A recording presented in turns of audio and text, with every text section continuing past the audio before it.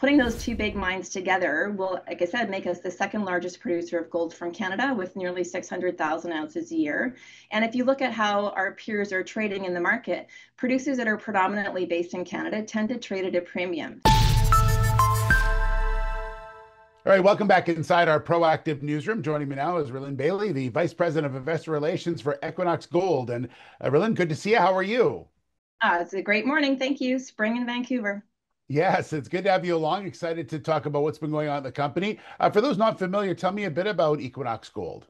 Well, Equinox Gold was formed at the very end of 2017 with the vision of being a million ounce a year gold producer. At the time, gold was trading, I think, around $1,300 an ounce. Our chairman, Ross Beaty, thought that the gold price was going to run, and he wanted to be a big gold producer quickly to maximize our production and hopefully capture those high gold prices. And I think we kind of timed it right. So 7 years later, gold's at $3,300 an ounce.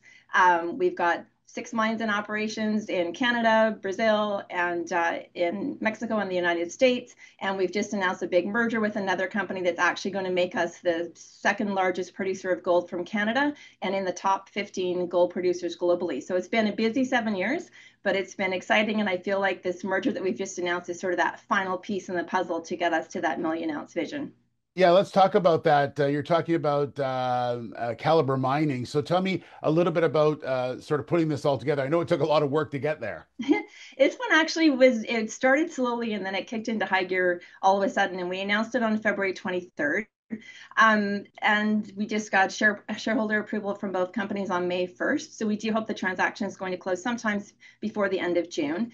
The primary thesis behind the transaction was that we've got our big Greenstone mine in Ontario, which was our newest mine. We built that, put it into production in November of last year is when we announced commercial production. It's going to be a big 400,000 ounce a year gold producer in Canada. And then Calibre is building their Valentine mine, which is in Newfoundland, and it's going to be 200,000 ounce a year gold producer in Canada. So the thought was putting these two big, chunky, long life, low cost gold mines together at the beginning of their mine lives. So we get all the upside. Each of them are expected to produce for at least 15 years. Putting those two big mines together will, like I said, make us the second largest producer of gold from Canada with nearly 600,000 ounces a year. And if you look at how our peers are trading in the market, producers that are predominantly based in Canada tend to trade at a premium. So if we thought if we put these two companies together, we'll hopefully get an immediate market reaction by virtue of being a big producer in Canada. And then Calibre has other assets in Nicaragua and the States that are in production. We've got our assets in Brazil, Mexico, and the States. So putting those two together catapults us from this sort of mid-tier gold producer range where it's a pretty busy space. There's about 40 mid-tier producers right now. Catapults us into that sort of more elite senior producer tier category. So we're not competing for shareholders, competing for investors, competing for capital. It sort of puts us into that premier space and gets us over that million ounce a year threshold, which was, I mean, there's no magic about that number. It just represents scale, liquidity, cash flow. Hopefully by then we'll be able to start paying a dividend to our shareholders, all of those things that you're working toward as you're building a company. So it just, putting these two companies together accelerates all those objectives for us. And we really do feel like it's a scenario where 1+1 sort of equals 3 because shareholders from both companies are going to benefit from the bigger size and scale that we'll get.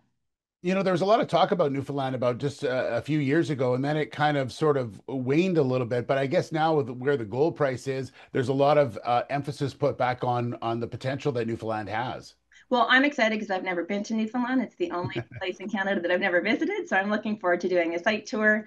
Yeah, it's a place that you don't think of, I guess, as a mining jurisdiction, but it's been fantastic so far. I know that Calibre's had a really great experience there building Valentine, very supportive provincial government, just like we see in Ontario. It's that kind of support from the government and from the local communities that are excited to have a big project coming into their local community. You get all the jobs and all the benefits from that. It's that support from both sides that really makes Canada a tier one mining jurisdiction.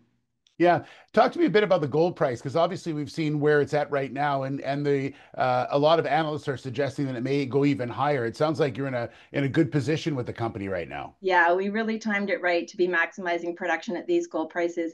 I mean, everybody's predicting higher gold prices for a few years now. I don't think anybody anticipated it would run as quickly as it has.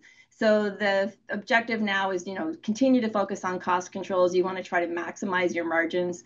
Unfortunately, you see a lot of companies that let the cost start to creep up because you can sort of let your guard down when gold prices are high, but we're trying to stay focused on cost control, maximize our production, maximize our cash flow. One of our primary capital allocation priorities this year will be paying down debt because we will get so much cash flow from those bigger margins, pay down our debt, and then really focus on optimizing all of our assets so that we can continue to benefit from what will hopefully be a fairly long, strong gold market. And lastly, lots of work planned this year as far as sites are concerned. Are you guys planning on doing some work? Well, we're still ramping up our Greenstone mine in Ontario. It poured gold in May last year, commercial production November, but it's a big mine. It's going to be 27,000 tons per day.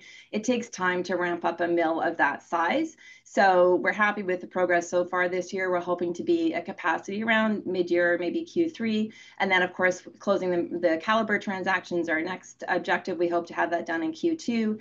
We do need to finish up a bit of construction at the Valentine mine in Newfoundland. It's supposed to be pouring first gold in Q3, and then we'll be ramping that one up to capacity as well. So hopefully, fairly early 2026, we'll see both of those mines operating at capacity. And like I said, with the other assets that we've got in Nicaragua, Mexico, Brazil, we should be producing well over 1 million ounces of gold next year. Exciting times ahead. Rhylin, thanks so much. Great to see you, and I really appreciate your time. My pleasure. Thanks for having me. All right, Rhylin Bailie, the Vice President of Investor Relations for Equinox Gold.